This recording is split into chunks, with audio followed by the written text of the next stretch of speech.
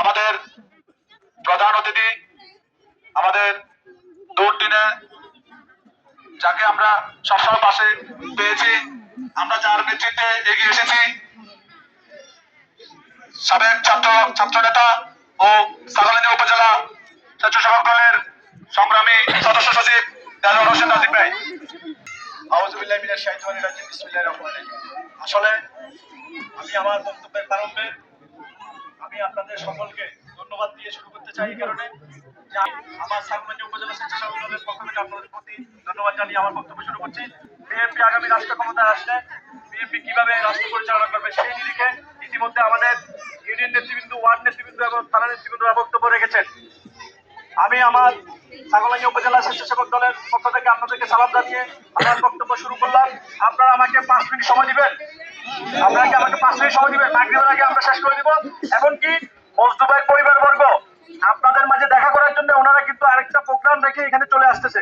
আপনারা অন্তত পক্ষে 5টা মিনিট সময় দিয়ে ওনাদের জন্য একটু অপেক্ষা করেন। ওনারা এখানকার আপনাদের মেহমান। আপনারা যদি থাকেন, ওনাদেরকে যদি সম্মানিত থাকলে আপনারা, ওনারা আসলে আপনাদের কাছে দেখা করলে ওনারা সম্মানিত হবে। এমনকি আপনাদের জন্য এখানকার আমাদের স্বেচ্ছাসেবক দলের নেতৃবৃন্দ কিছু নাস্তার ব্যবস্থা করেছে, আপনারা নাস্তা নিয়ে যাবেন। আমি বলবো ছাগলনাইয়া উপজেলা স্বেচ্ছাসেবক দলের যে সমগ্র ইউনিয়ন স্বেচ্ছাসেবক দলের বর্ণং ইউনিয়নের সংগঠন নেতৃবৃন্দ আজকের যে আয়োজন করেছে, আমি তাদের প্রতি ধন্যবাদ কৃতজ্ঞতা জানাচ্ছি যে আমাদের মা বোনরা বিএনপি সরকার আসলে তাদের যে পরিকল্পনা আছে বিএনপি সেই দিকে নেতৃবৃন্দ ইতিমধ্যে বক্তব্য দিয়েছেন। আমি শুধু বলবো দেশ নায়ক তারেক রহমান যে ইতিমধ্যে আমার সহযোগিতা বলেছেন 31 দফা, এই 31 দফা বাস্তবায়ন তখনই হবে যখন আপনি আপনার মূল্যবান ভোটটি, যখন ধানের শীষ মার্কায় ভোট দিবেন, আপনার ভোটের মাধ্যমে গণতান্ত্রিক প্রক্রিয়ায় যখন আমাদের এখানে প্রার্থী মুন্সি রফিকুল আলম মজনু ভাই সংসদে যাবে, আপনার যে অধিকার, যে 31 দফা দিয়েছে আপনার তারেক রহমান, সেই দাবি দাওয়াগুলো আদায় করে নিয়ে আসতে পারবে। আপনারা আপনাদের সেই গণকাঙ্ক্ষিত ভোটের অধিকার মাধ্যমে গত 15টি বছর যেই পেশি সরকার ভোটের অধিকার হরণ করেছে, বাক স্বাধীনতা হরণ করেছে, আমরা এই বাক স্বাধীনতার পক্ষে বিএনপি আসলে কাজ করবে। গণতান্ত্রিক প্রক্রিয়ায় ক্ষমতা আসলে আপনাদের যে ভোটের অধিকার সেটা ফিরিয়ে পাবেন, আপনাদের ফ্যামিলি কার্ড আপনারা পাবেন, বিধবা কার্ড, এমনকি বয়স্ক ভাতা যেটা খুনি হাসিনা সরকার বন্ধ করে দিয়েছে সেটা আবার পুনরায় চালু করবে। আপনাদের পল্লী চিকিৎসা ঘরে ঘরে আপনাদের পল্লী চিকিৎসা, প্রাথমিক চিকিৎসা পৌঁছে দিবে। ইতিমধ্যে বক্তারা বলেছেন স্বাস্থ্য সেবায় যেই দুর্নীতি হয়েছে, আজকে আমরা সেই দুর্নীতি থেকে পরিত্রাণ চাই। সেই পরিত্রাণ পেতে হলে আমাদেরকে সুন্দর রাষ্ট্র বিনির্মাণ করতে হলে আপনাদের গণতান্ত্রিক যে ভোটের অধিকার সেই প্রয়োগের মাধ্যমে আমাদের রফিকুল আলম মজনু ভাইকে ধানের শীষ মার্কায় ভোট দিবেন, সেই আশা রাখবো। আপনারা আমাদের প্রার্থী রফিকুল আলম মজনু ভাইকে ধানের শীষ মার্কায় ভোট দিবেন কিনা আজকে এখানে আছে নেতৃবৃন্দকে 2 হাত তুলে দেখান, তাহলে আমরা বলবো যে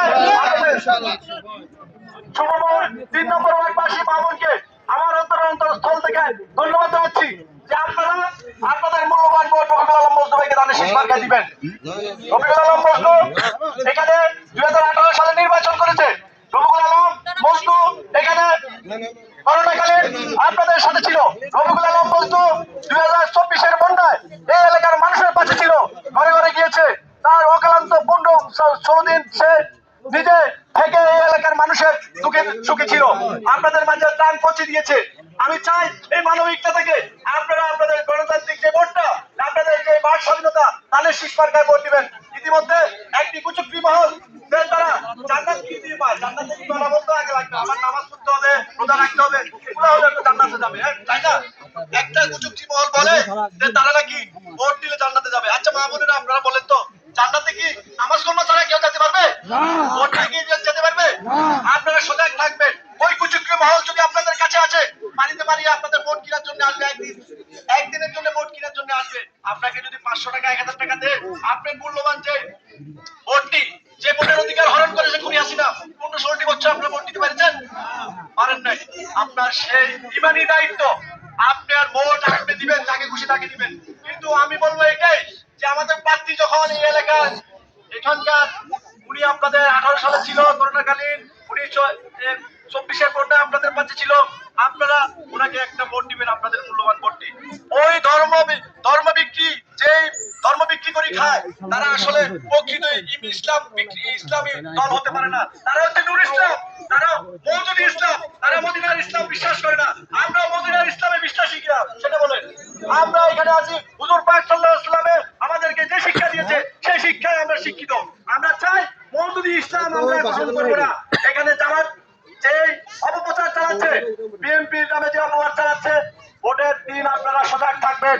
তারা জাল ভোট আপনাদের ভোট দিয়ে দিবে, কিন্তু আপনারা আপনাদের সেই ভোটের অধিকারের জন্য এত বছর লড়াই করেছেন, সংগ্রাম করেছেন, আন্দোলন করেছেন। আপনাদের সে আন্দোলন সংগ্রামের ফল তখনই ফলপ্রসূ হবে যখন আপনি ভোট দিতে পারবেন। ভোট দিয়ে আপনার ভোটের নির্বাচিত সংসদ প্রতিনিধি সংসদে পাঠাবেন, আপনার দাবি দেওয়া আদায় করবে। আমি আপনাদের আর ধৈর্য সূচিত করাবো না।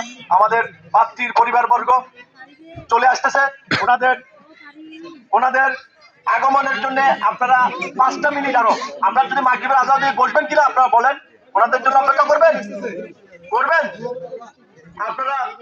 আমরা 10 মিনিট ওনার জন্য সময় চেয়ে নিচ্ছি, উনি আসতেছে, আপনাদের আর ধৈর্য ছুটি করাবো না। আমরা আগামী দিনে রাষ্ট্র বিনির্ণয় করবো সবাইকে নিয়ে।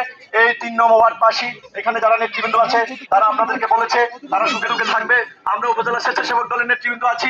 আপনাদের যে দাবি দেওয়ার যদি কোনো কিছু থাকে আপনারা আমাদের প্রার্থীর পরিবারবর্গ আসবে, ওনাদেরকে বলবেন যে আপনাদের কি সুযোগ সুবিধা, আপনারা রাষ্ট্র ক্ষমতা বসে কি কি করবেন আমাদের জন্য, আপনাদের দাবি দেওয়াগুলো উপস্থাপন করবেন। ওনারা লিপিবদ্ধ করবে সেই দাবি দেওয়াগুলো ওনার পরিবারের যে প্রার্থী এখানে আসলে মুন্সি রফিকুল আলম মাহমুদ ভাইকে বলবে। আপনারা সেই আপনাদের কাছে সময় চেয়ে আমার বক্তব্য ইতি টানলাম। বাংলাদেশ জিন্দাবাদ, বাংলাদেশ জাতীয় স্বেচ্ছাসেবক দল জিন্দাবাদ। সবাইকে ধন্যবাদ। আসসালামু আলাইকুম।